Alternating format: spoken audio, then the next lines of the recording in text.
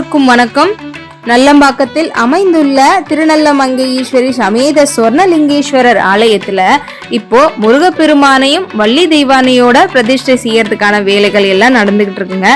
சிலை வாங்குவதற்காக உங்களால முடிந்த தொகையை நீங்க கொடுத்து உதவினீங்கன்னா ரொம்ப பெரிய ஒரு கைங்கரியமா இருக்கும். வணக்கம், பக்தி ஒளி சேனலுக்கு அன்பான வணக்கங்கள். ஒரு கேள்வி, விளக்கு எப்ப ஏத்தலாம், எப்ப ஏத்தக்கூடாது? விளக்கு மாலை பொழுது கம்பல்சரி ஏத்தலாம். அதுலேயும் 5 வகையான எண்ணெயை நீங்களே வாங்கி மிக்ஸ் பண்ணி, காமாட்சி விளக்கு குடும்பத்துக்கு நல்லது, அகல் விளக்கு நல்லது. அஞ்சு பக்கம் வந்து வைக்கக்கூடாது, அது கோயிலில் தான் வைக்கணும். சிங்கிள் விளக்காக இருக்கணும். அதே மாதிரி கார்த்திகை தீபம் வரும்போது எல்லா விளக்குகளையும் வீட்டுக்கு 20 விளக்கோ 40 விளக்கோ வைப்பது நல்லது. நல்லெண்ணெயை ஊற்றி வைப்பது நல்லது. நெய், பசு நெய்யை வச்சு விளக்கு பற்ற வச்சா கடன் பிரச்சனையை போக்கக்கூடிய சூழல் இருக்குது. தீராத நோயும் கூட அந்த குடும்பத்துல தீரும். பசு நெய்யில நீங்க விளக்கு பற்ற வைக்கணும். ஒரு விளக்கு தான், ஒரு திரி விளக்கு தான் பற்ற வைக்கணும்.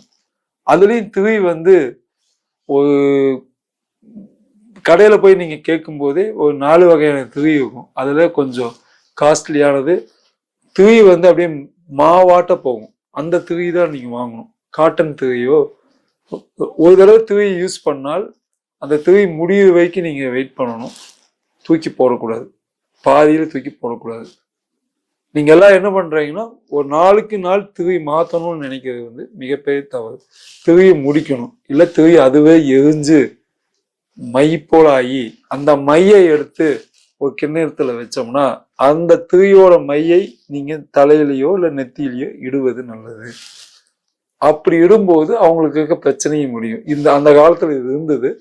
இப்ப வந்து விளக்கே வந்து டெய்லி சுத்தம் பண்ணி தேய்க்கணும்னு யாரும் சொன்னதை வச்சு டெய்லி தேய்க்கணும். மாதத்துக்கு ஒரு முறை தேய்ச்சா போதும், இல்லை 3 மாசத்துக்கு ஒரு தடவை தேய்ச்சா போதும். டெய்லி தேய்க்கணும், வாரமான தேய்க்கணும்னால யாரும் சொன்னதே கிடையாது. விளக்கு எப்பவுமே, அகல் விளக்கு எப்பவுமே சுத்திலும் வந்து எண்ணெயெல்லாம் பூத்து ஒரு மாதிரி இருக்கணும், ஃபங்கஸ் மாதிரி இருக்கணும். பார்க்கக்கே அது ஒரு மாதிரியா இருக்கணும். கீழே மட்டும் துடைக்கணும். ஆனா அதை விட்டுட்டு ரொம்ப சுத்தபத்தமா நீங்க இருப்பது மிகப்பெரிய தவறான செயல். கோயில்ல 5 பக்கம் இருக்கும் விளக்கு, இல்லை அங்கேயே சிங்கிள் விளக்கு தான் பற்ற வைக்கிறாங்க. சாம்பிராணி மெயின். அதில் சாம்பிராணி வாரத்துக்கு ஒரு முறையாவது சாணியோட ரத்தையை வாங்கி நாமளே கிரியேட் பண்ணி தொட்டி இது பண்ணி பற்ற வச்சு புகையை உண்டு பண்ணணும். அப்போ அந்த புகை வீடு ஃபுல்லா இது பண்ணும்போது நெகட்டிவான எனர்ஜி ஏதாவது இருந்ததுன்னா போகும். இப்பவே கம்ப்யூட்டர் சாமிலே வகை வகையா வந்துருக்குது. அதுல இப்போ வந்து அவங்களே இது கொடுத்து எல்லாம் பண்ண வைக்கிறாங்க. புதுசா வந்துருக்குது. அதெல்லாம் ட்ரை பண்ணுங்க. ஒரு சூடத்தை ஒரு இதை ஏற்றி வச்சுட்டா போதுன்னு, சின்ன இடத்துல புகை, வீடு ஃபுல்லா புகை வரணும். உங்க மூக்குல பட்டு மூக்குல இருந்து தண்ணி வரணும், கண்ணில் தண்ணி வரணும். அதெல்லாம் உடம்புக்கு நல்லது. அதுக்காக அங்க வச்சாங்க. சாம்பிராணி வந்து வெறும் வாசத்துக்கு மட்டும் இல்லை, நம்ம உடம்புல இருக்கக்கூடிய கெட்ட எனர்ஜியும் கெட்ட வியாதியும் போக்குவதற்காக சாம்பிராணி புகை போட்டாங்க. ஆனா இப்ப என்ன பண்ணிருக்காங்க, கம்ப்யூட்டர் சாம்பா இவ்வளவு பெருசு சின்னதா போட்டுவிட்டு அந்த மூலையில அங்க சுத்துறாங்க. வீடு ஃபுல்லா புகையாகணும். ஒரு நிமிஷம் புகை உங்க மூக்குல, கண்ணுல, வாயில எல்லாத்துலயுமே புகை வந்துட்டு போனாதான் உங்களோட உடம்பு ஆரோக்கியமாகும். அதுக்கு சாணி எருவு ரொம்ப முக்கியம். கோமயம் மாசத்துக்கு ஒரு தடவையாவது வீட்டுல தெளிக்கணும். கோமயம் ஒரு முறையாவது தண்ணியில ஊற்றி குளிக்கணும். ஸ்தான பவுடர்னு ஒரு பவுடர் விற்கிது, அதை எடுத்து குளிக்கணும். ஒரு 30 வகையான இதை கலந்த பவுடர் மாசத்துக்கு உதவியாவது நம்ம உடம்ப தேய்க்கணும். நம்ம உடம்புல இருக்கக்கூடிய கெட்ட எனர்ஜி, கெட்ட இது வெளியில கொண்டு வரணும். ஆக்சுவலா இந்த வீட்டுக்கும் விளக்குக்கும் நம்ம உடம்புக்கும் பெரிய பந்தம் இருக்குது, ஒரு கோடு இருக்குது. அந்த கோட்டுக்குள்ளதான் எல்லாமே அடங்கி இருக்குது. நாம ஒன்ன மாத்தி ஒன்ன பண்ணும்போது நெகட்டிவ் எனர்ஜி வந்து உள்ள வருக்கு. நெகட்டிவ் எனர்ஜியை நாமளே கொண்டு வரக்கூடாது. நம்மளோட வீட்டுக்குள்ள இருக்க எனர்ஜியை நம்ம தப்பா பேசி பேசி நெகட்டிவ் எனர்ஜி அங்க வந்து ஃபார்ம் ஆயிடும். நம்ம ஒரு வார்த்தை தான் பேசியிருப்போம் கணவன் மனைவிக்குள்ள, அது மிகப்பெரிய சண்டையா மாறும். ஏன்னா வீட்டு விட்டு வெளியில வந்தோன்னு சொல்லுவாங்க, ஒண்ணுமே நம்ம வீட்டுக்குள்ள போனா மட்டும்தாங்க பிரச்சனை வருது அப்படின்னா அந்த வீட்டுக்குள்ள பேட் எனர்ஜி உள்ளுக்குள்ள இருக்குது. விளக்குல இருந்து, சூடத்துல இருந்து, புகை போடுறதுல இருந்து நீங்க முக்கியத்துவம் கொடுக்கணும்.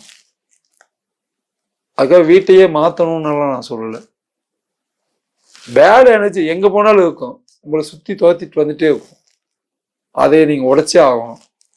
அப்பனா விளக்கு போடுறதுல 5 நாட்டு மருந்து கடையில போய் 5 வகையான எண்ணெயை மிக்ஸ் பண்ணது, இழுப்பை ரொம்ப சேர்த்திக்கணும். உள்ள வேப்பெண்ணெய் உள்ளுக்குள்ள இருக்கணும் கொஞ்சமாவது. 5 வகையான எண்ணெயை உள்ளுக்குள்ள போட்டு ஒரு பாட்டில ரெடி பண்ணி நீங்களே தயாரிக்கணும். நீங்க போய் ஒரு ரெடியா இருக்குது அப்படின்னா அவன் என்ன கலந்தான்னு தெரியாது. நீங்களே வாங்கி அதை மிக்ஸ் பண்ணி அதை அளவு கண்டுபிடிச்சு நீங்க அந்த விளக்கு பற்ற வைக்கும் போது அந்த போராட்டம் இருக்குதுல்ல, அந்த கரெக்டான அது ஒரு மன திருப்தி கிடைக்கும். அந்த விளக்கை நீங்க பற்ற வச்சு எரிய வைக்கணும்.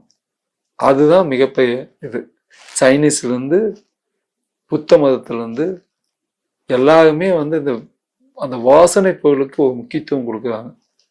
எதுவுமே செய்யாமல் இருந்தால் கண்டிப்பாக உள்ளுக்குள்ள ஒரு நெகட்டிவிட்டியும் நம்மளோட எனர்ஜியே தப்பா இருக்கும்.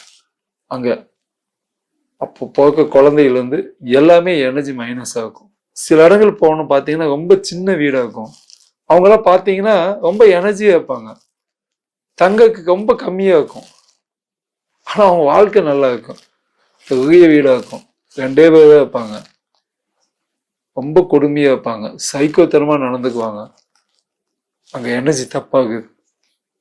அதனால எனர்ஜி ரொம்ப முக்கியம். வாழ்க்கையில விளக்கு ரொம்ப முக்கியம். விளக்கு நீங்க பற்ற வைக்கணும். ஈவினிங் 5 மணிலேருந்து 7 மணி வரைக்கும் பற்ற வைக்கலாம். விடிகாலையில பிரம்ம முகூர்த்தத்துல விளக்கு பற்ற வைப்பது நல்லது. 4 மணிலேருந்து 6 மணிக்குள்ள விளக்கு பற்ற வச்சீங்கன்னா மார்னிங் வீட்டுக்கு நல்லது. அப்படின்னா நீங்க 4 மணிக்கே எந்திரிச்சு குளிச்சு எல்லாம் ரெடியாகி கும்பிடணும்.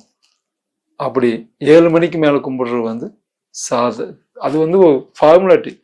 நம்மளோட மனசுக்காக கும்பிடுறோம். நாம நல்லா இருக்கணும் கும்பிடுறது வந்து விடிகாலில் கும்பிடணும். பௌர்ணமி அன்னைக்கு நைட்டு 12 மணிக்கு விளக்கு பற்ற வச்சு எல்லாம் பார்த்து கும்பிட்டால் எப்பேற்பட்டவனுக்கும் எவ்வளவு பெரிய கஷ்டம் சொல்றீங்கல்ல, எல்லாம் போய் எங்கெங்கயோ போய் ஜோசிக்க, அங்க இங்க கோயில் பூசாரி, அங்க யாகம், அது இது நடத்துறீங்கல்ல, நைட்டு 12 மணிக்கு நிலவு பார்த்து கும்பிடுங்க. எப்பேற்பட்ட பிரச்சனையும் தீர்த்து வச்சிடும். அதே மாதிரி கிருஷ்ணனை கெட்டியா பிடிச்சுக்குங்க. குழந்தையே இல்லாதவங்களுக்கு குழந்தை பிறக்கும். இன்னொரு இதுல சந்திப்போம். நன்றி, வணக்கம்.